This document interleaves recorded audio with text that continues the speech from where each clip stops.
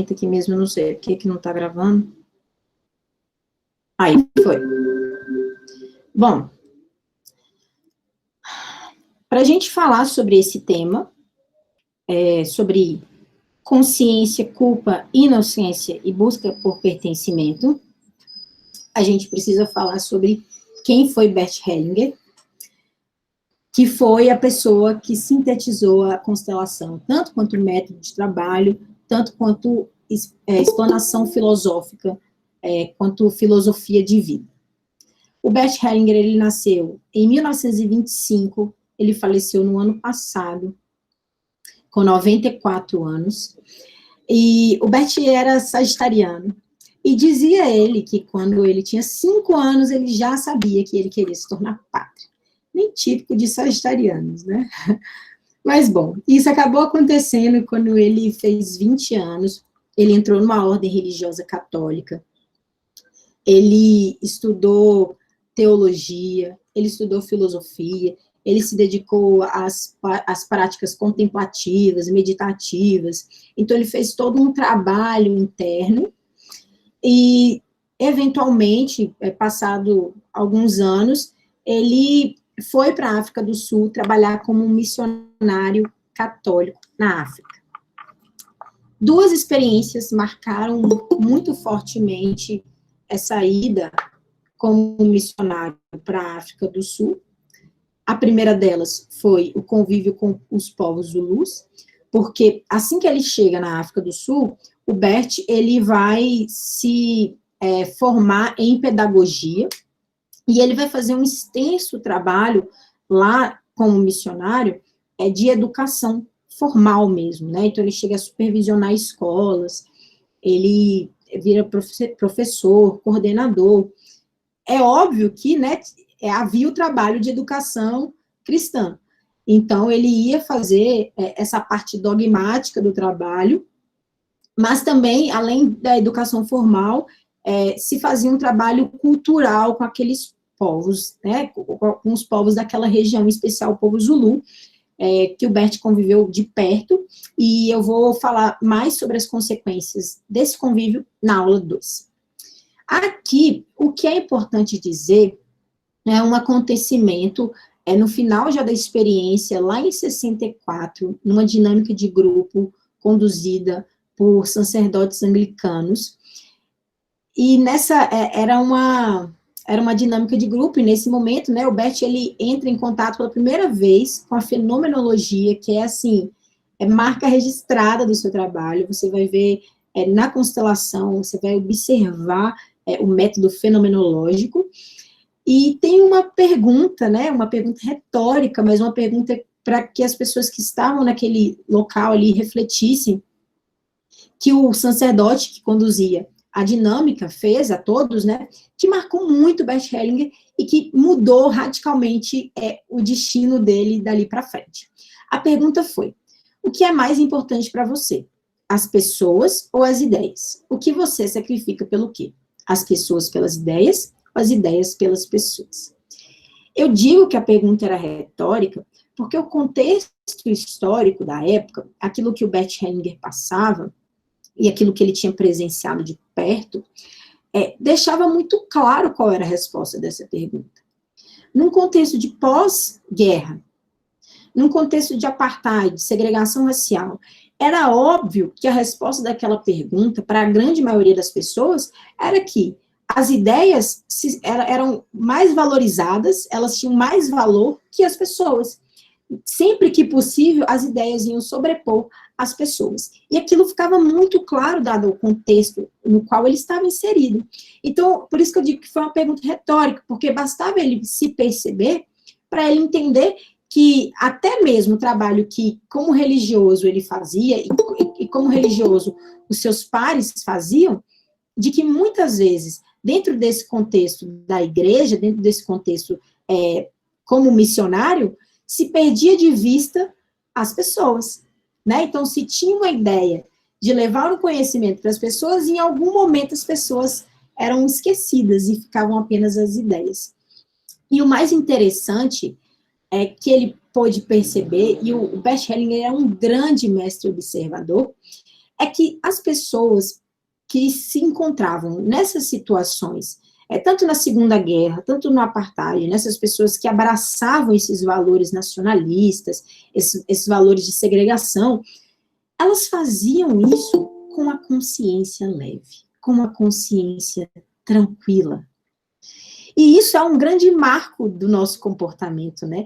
Quantas vezes a gente agiu ou deixou de agir porque a gente estava de consciência limpa, ou porque a gente estava de consciência pesada, e como isso, de alguma forma, valida ou não o nosso comportamento. E ali, o que ele percebia pera, essas pessoas estão matando, perseguindo, humilhando, elas estão fazendo o pior, elas estão propagando valores totalmente desumanos, elas estão fazendo isso de consciência leve. Então, pera, tem alguma coisa errada. Consciência leve, então não quer dizer a mesma coisa de fazer algo bom. E essa foi a primeira percepção importante que ele teve. Foi separar o que é consciência leve, consciência limpa, de estar fazendo na prática alguma coisa boa, estar exercendo algum bem. Igualmente, de estar de consciência pesada, de estar fazendo alguma coisa ruim. Mas só aquele insight era pouco. Então, ele se colocou a pensar, né, sobre o que estava por trás desta consciência leve. E a pergunta que o Bert Hellinger se fez foi a seguinte: o que está por trás dos valores morais que faz com que uma pessoa mate ou prejudique outra, simplesmente porque ela não vive sobre as mesmas crenças e sobre os mesmos ritos? Então, ele se pôs a pensar, o que fazia com que as pessoas agissem de forma desumana e ainda assim estivessem de consciência leve, de consciência tranquila, né? O que de fato move a nossa consciência? O que de fato traz a consciência leve? O que significa consciência leve? E aí, né, na sua pesquisa de observação, de percepção, que é o que ele faz, ele é um mestre incrível na arte da observação, ele pode chegar a alguns insights sobre esta consciência, obviamente insights ainda muito iniciais, né, ainda tinha muito pouco conhecimento sobre o que era isso de fato. Mas o que ele de cara percebia é que essa consciência, que ele percebia que estava atrás das nossas falas, né, daquilo que valida a nossa ação, ela não tinha nada de racional, ela não era lógica. Ela era instintiva, ela era automática, ela era um reflexo, ela vinha como uma necessidade. Outra coisa que ele percebeu é que essa consciência, ela tinha um determinado espaço onde ela se manifestava. E, em geral, era nos relacionamentos humanos. Principalmente quando o tema era integração e aceitação a um grupo ou relação. Então, sempre que se falava de grupos, sempre que se falava de aceitação, essa consciência, ela aparecia. E ela aparecia, né, como ele percebia que ela aparecia, era através de dois sentimentos, um muito conhecido e um pouco conhecido, a culpa e a inocência. Então, era possível perceber, quando a consciência instintiva, que brotava nos relacionamentos, ela aparecia porque ela se manifestava, o indivíduo se dirigia através do sentimento de desprazer associado à culpa e de prazer associado à inocência. E na verdade, né, aquilo que é diferente daquilo que a gente vem acreditando de que estar de consciência leve é o certo, ou significa que o que a gente está fazendo é o melhor. Na verdade, a questão por trás da consciência leve é o que eu devo fazer para pertencer. Então, a consciência leve, ela não valida o que é ético, o que é humano. Ela valida o comportamento que você precisa ter para pertencer. E aí, pegando o grande quadro no qual ele estava inserido, né, no quadro pós-guerra, no quadro de segregação, no quadro de moral religiosa, ele pôde perceber, inicialmente, o que ele chamou aí de consciência moral. A consciência moral é uma consciência de grupo. Então, ele percebeu que nesses grandes movimentos, e quando estava se falando de grupos, o que estava atuando era a consciência moral. E essa consciência moral, ela estava a serviço do vínculo, nos vinculando ao grupo que era importante para a nossa sobrevivência.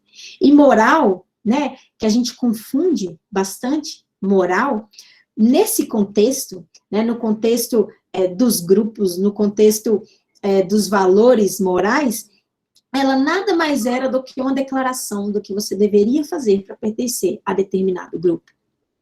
Então, a gente tem a moral religiosa, a gente tem a moral capitalista, a gente tem a moral do patriarcado, a gente tem diversas morais diferentes. E o louco dessa consciência moral, o louco desse aspecto, dessa instância do ser humano que vai estar buscando pertencimento nos grupos, é que mesmo que o que de fato mesmo que a nossa ação, o que a gente está fazendo, se a nossa ação fosse algo bom, se ela fosse algo positivo, se ela não machucasse, se ela incluísse, se ela integrasse, ainda assim, nós nos sentiríamos de consciência pesada. Por quê? Porque a gente se desviou do padrão de comportamento do grupo, do padrão de valor do grupo. Então, mesmo que a minha política de comportamento fosse inclusiva, eu ainda assim me sentiria de consciência pesada, porque eu estaria me desviando do padrão de comportamento do meu grupo, do padrão de consciência moral do grupo, que servia exatamente para isso, para separar, para fortalecer a ideia de grupo, para fortalecer a ideia de nós. Então, a moral, ela define vocês e nós. Então, assim, ela separa, e nessa separação, ela delimita o que é pertencimento e onde está o pertencimento. Então, se eu agisse de forma inclusiva, ainda assim eu me sentiria de consciência pesada. E se eu agisse de forma ruim, que prejudicasse outras pessoas, eu ainda assim me sentiria de consciência leve. Por quê? Porque eu estaria reforçando o padrão de comportamento e crença do grupo. E aí eu estaria ali regozijando no meu pertencimento, na minha ideia de que eu faço parte do meu sentimento de fazer parte, de ser importante de algo, de ser parte de algo. Então, a gente tem que ficar muito atento, né? Porque quantas ações negativas são produzidas, por exemplo, pela moral religiosa, que deveria ter um intuito simples de amor, e as pessoas, elas fazem isso na maior consciência limpa, na certeza de que o que está fazendo é necessário, né? Então, as ideias sobre as pessoas, o pertencimento sobre a humanidade. E aí, a gente pode, né, usar alguns exemplos, e esse é um exemplo. Eu não sei quem já viu o documentário do Netflix, o A Terra é Plana, e eles usam um pretexto, né, gente? Se vocês tiverem estômago, vejam, mas, assim, é uma coisa que você vai lembrar de mim quando você for ver, que você vai lembrar da consciência moral. Porque eles usam um pretexto de conspiracionismo, de perseguição, de estão escondendo informações de nós, querem ocultar o fato de que a Terra é plana, e é o governo americano, junto da NASA, e maior história que eles colocam na cabeça deles. E a verdade, a única coisa que eles querem é um lugar que os acolham, é ter um lugar que os escutem, é ter pertencimento. Então, você vê que, e observem, é aparentemente inofensivo, porque se a gente vê o que está acontecendo, essa onda anticientificista, isso é extremamente perigoso, né? Então, assim, olha as consequências dessa busca por pertencimento inconsciente que a gente está levando, né? E aí a gente tem outros exemplos também, né? Essa ideia, por exemplo, eu estou falando aqui de conspiração, né? Nós, brasileiros, a gente vive, e os nossos governantes, em parte, vivem aí achando que estamos sobre risco dos comunistas, dos chineses, é o governo chinês que está armando, e o conspiracionismo, né? E essa coisa mesmo, desse grupo que se forma a partir de ideias de conspirações e as consequências, e quantas coisas graves já aconteceram dentro dessa moral, né, dessa moral capitalista, dessa moral conspiracionista. Então, a gente precisa de refletir. E eu trouxe também outras imagens do Brasil atual, 2018, 2019, de coisas, de moral que a gente importa, muitas vezes, da nossa família, e a gente, em vez da gente, tudo bem, eu acredito nisso, beleza. Não, as pessoas, elas entram nesse movimento de combater aquilo que é diferente, de perseguir aquilo que não é do jeito que ela acredita. Porque isso reforça o sentimento que elas têm de pertencimento. E esse sentimento, ele nasce na nossa família de origem. Então, aqui eu vou falar para vocês, né, eu falei da consciência moral ser uma consciência de grupo, e eu vou falar sobre a atuação da boa consciência, da busca pela consciência leve, dentro da nossa família. E a primeira que eu ressaltei aqui, né, que eu estou mostrando aqui para vocês, é justamente essa, adesão aos valores e julgamentos morais familiares.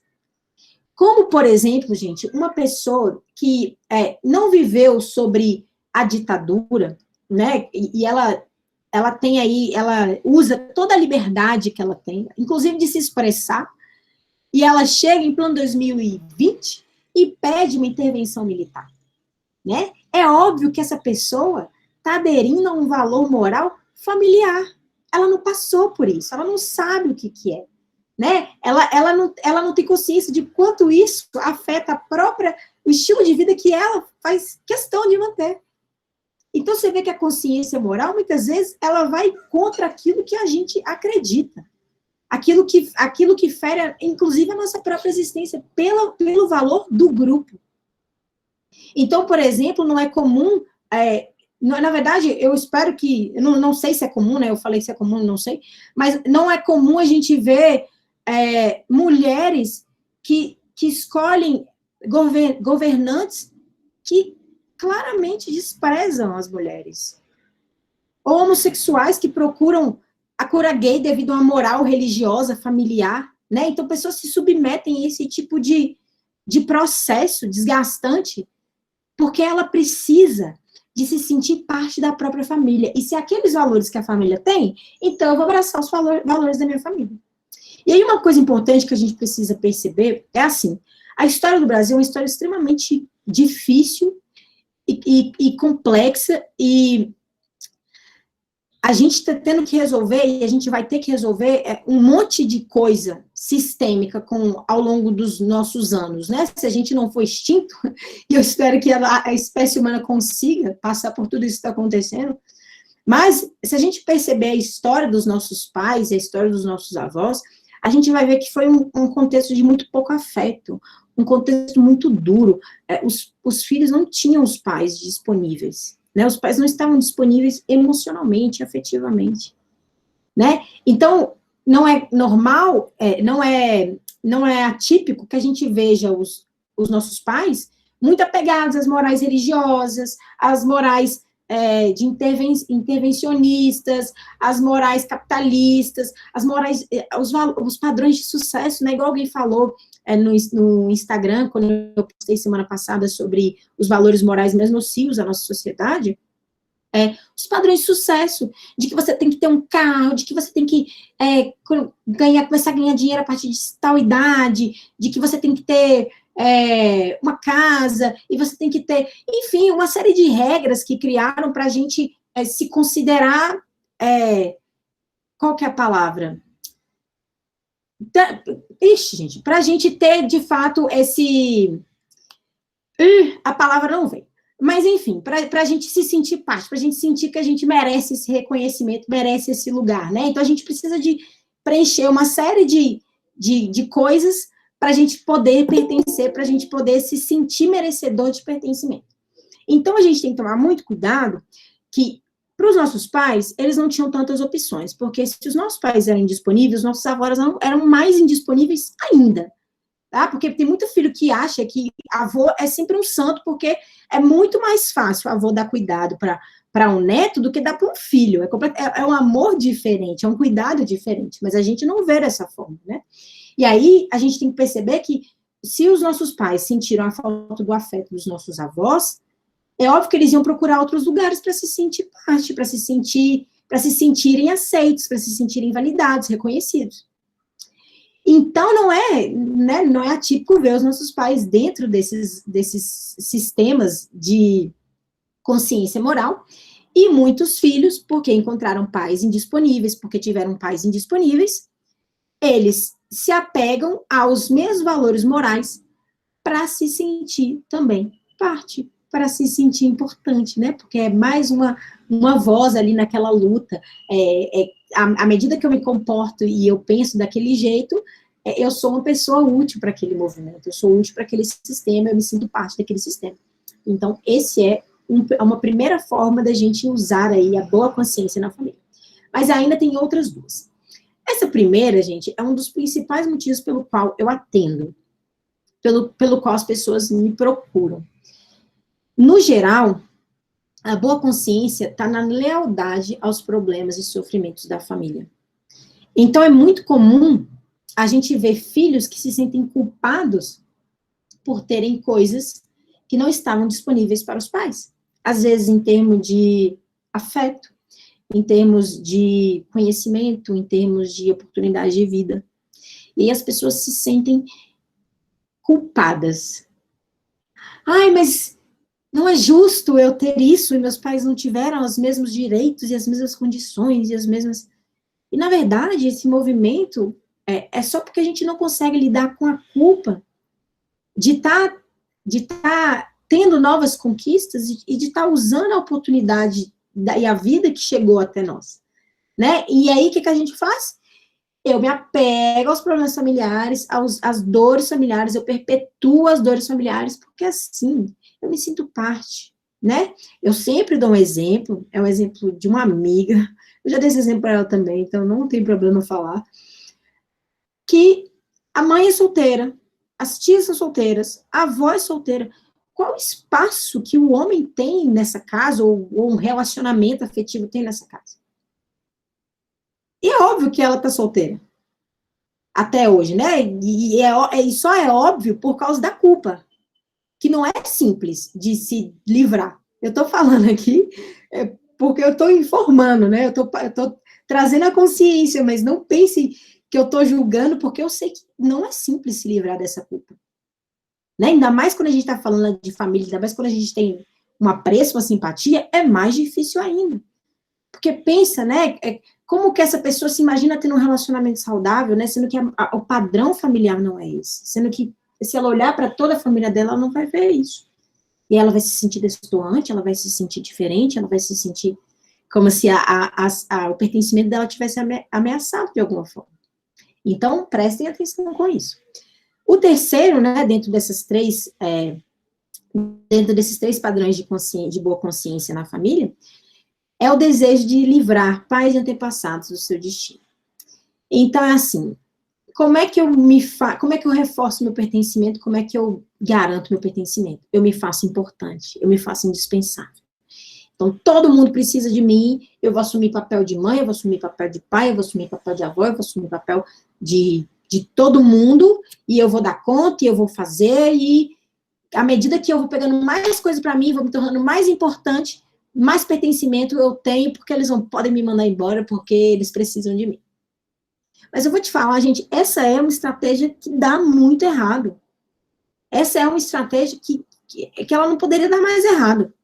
Porque a pessoa fica sozinha, sem cuidado, ela queria ter amor e aceitação, e ela vai se isolando cada vez mais. E ela vai tendo cada vez menos daquilo que ela queria. Então, prestem atenção no padrão da boa consciência na família.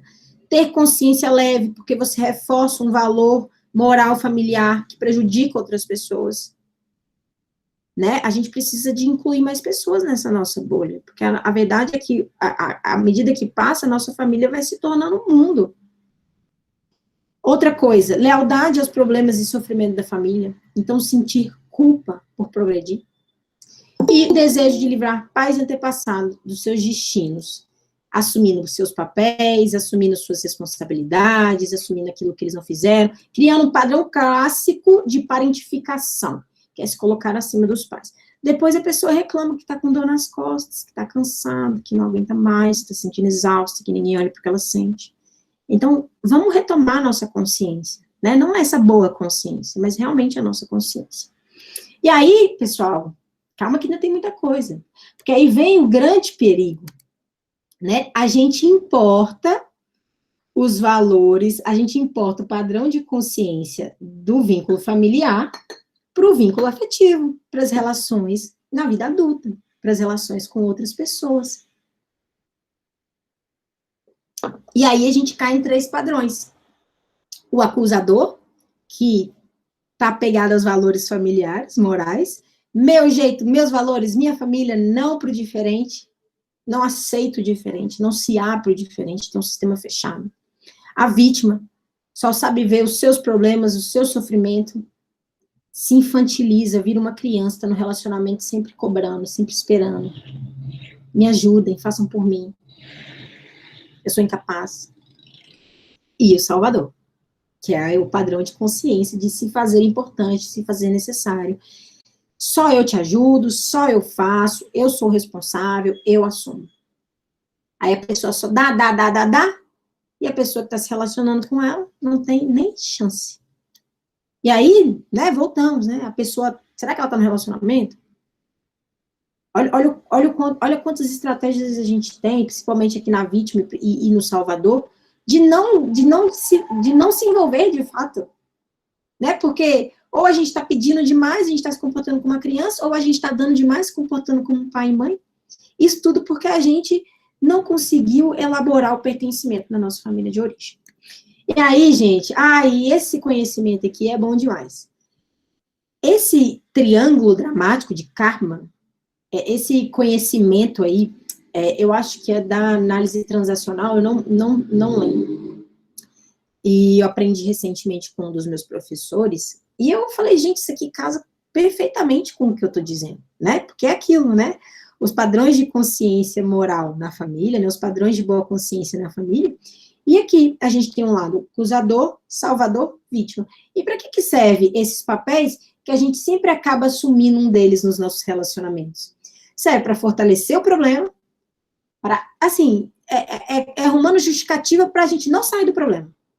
Mas isso aqui, mas, sabe? Sempre voltando para o problema, e fazendo o problema crescer, e fazendo o problema ser real.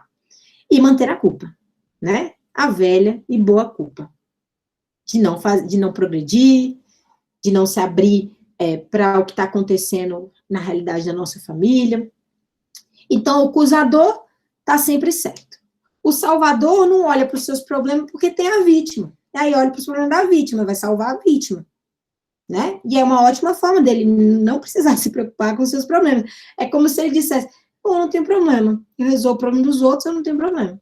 E aí ele esquece dos problemas dele, porque ele foca nos problemas da vítima, que tem sempre um problema, que quer sempre mostrar que está infeliz, que está sempre à procura de alguém que salve ela do próprio destino, que tire ela desse lugar.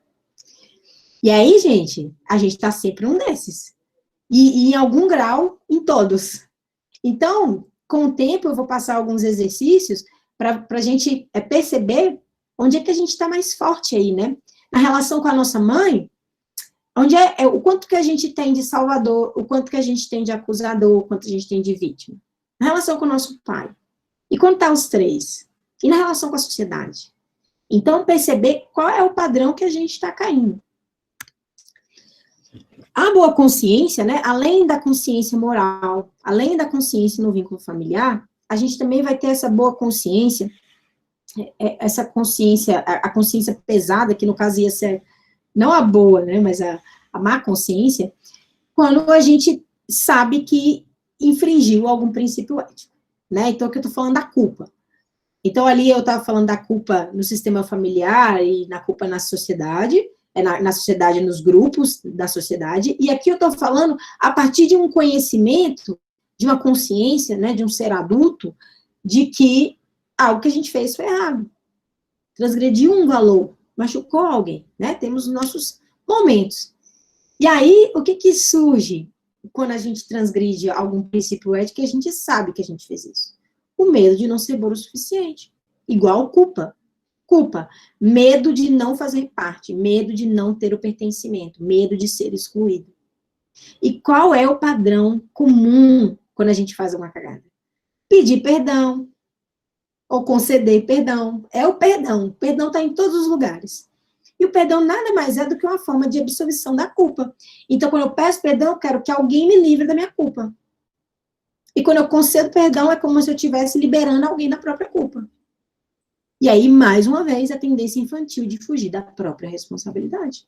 Né? É aqui, né? Culpa e responsabilidade. E aí, geralmente, a gente fica com a culpa.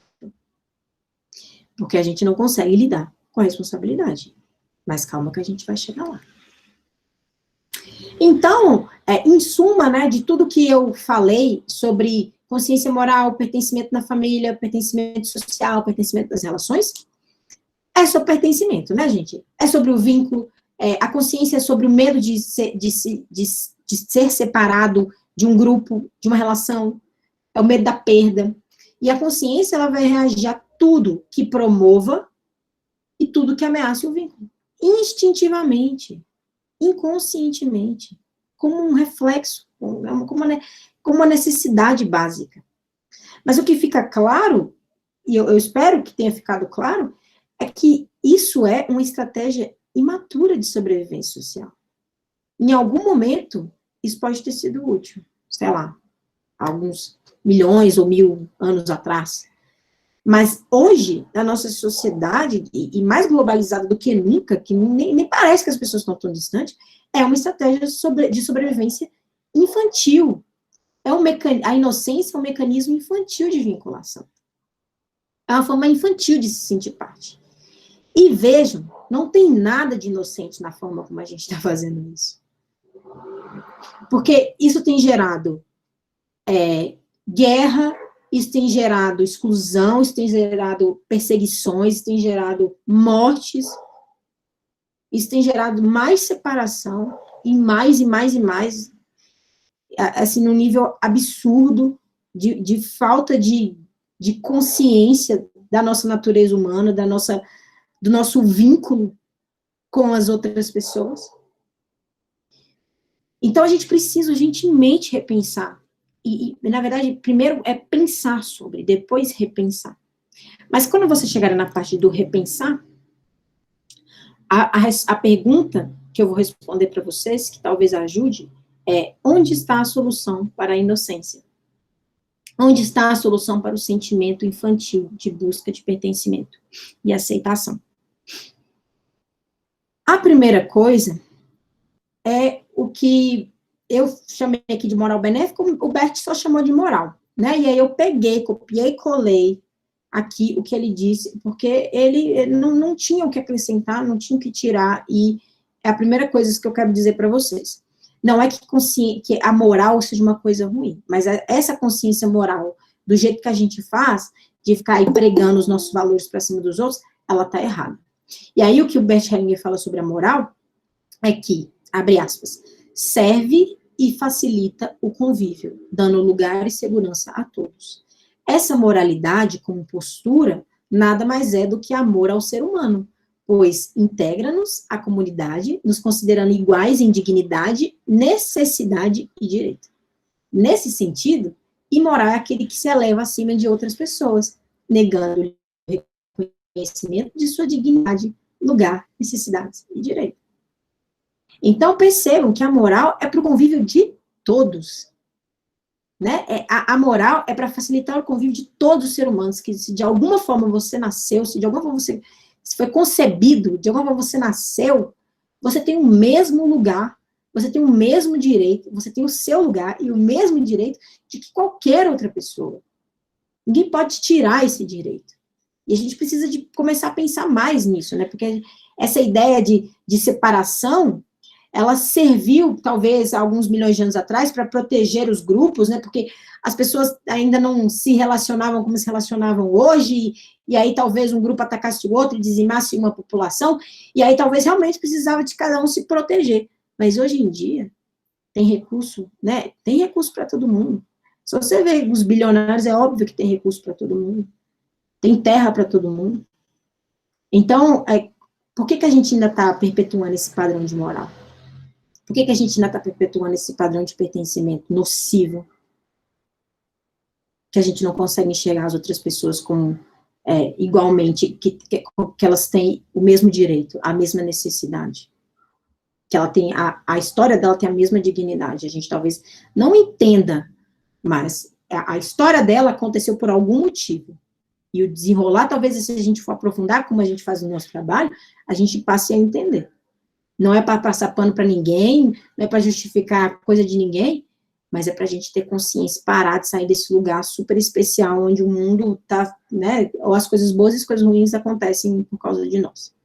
Então, essa é a primeira coisa, a gente redefinir o nosso conceito de moral. A segunda é a gente entender que amar nossa família não é ficar lá perpetuando sofrimento, não é ficar grudado em pai e mãe, não é ficar atendendo necessidade de pai e mãe. Gente, pai e mãe, a função de pai e mãe se torna desnecessário. Pai e mãe que fala que cria filho para eles, filho é da vida. Pai e mãe, ninguém deu a vida para o filho, não, a vida vem muito antes dos pais, os pais só passam ela.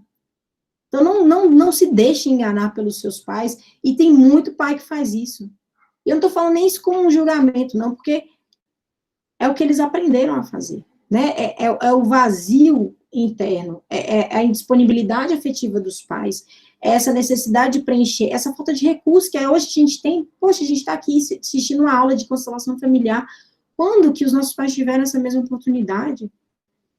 Né? Então, também ser compreensivo em algum nível, mas não aceitar essa pressão por ficar na família de origem grudado, como se você não tivesse direito a expressar a sua verdade do seu jeito e agir da forma como você quiser no mundo.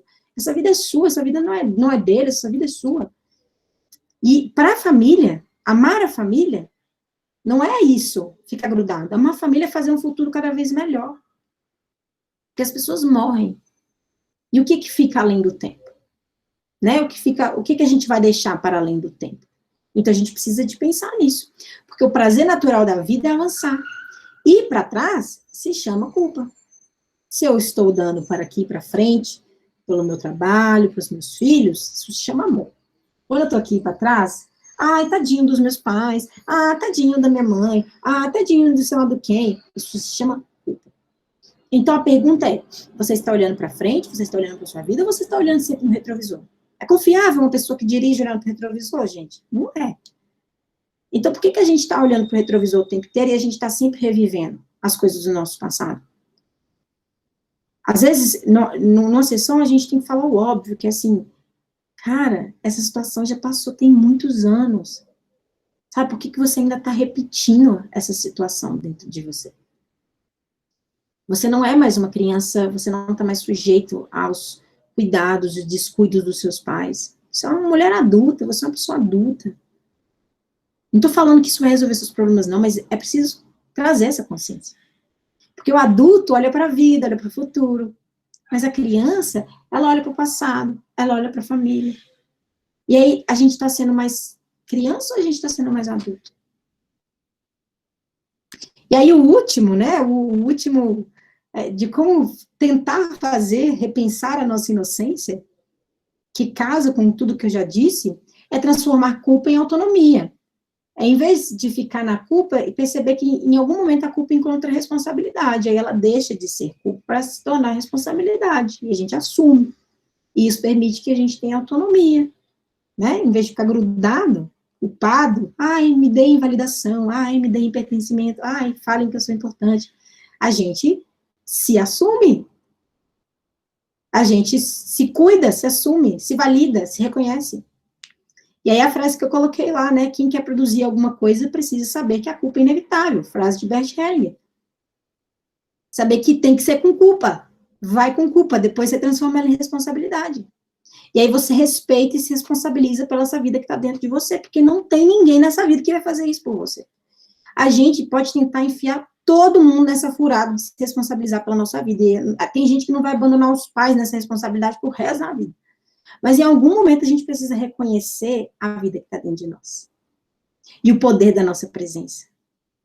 A Paty Morégola, do Instituto Solar, ela postou uma frase hoje, eu nem sei direito toda a frase, né? Na verdade foi um tweet, eu acho, de alguém falando sobre como, quando uma criança nasce, o quanto ela influencia, ela muda a vida de todas as pessoas, né? Eu tinha uma filha recentemente, eu sei como é isso.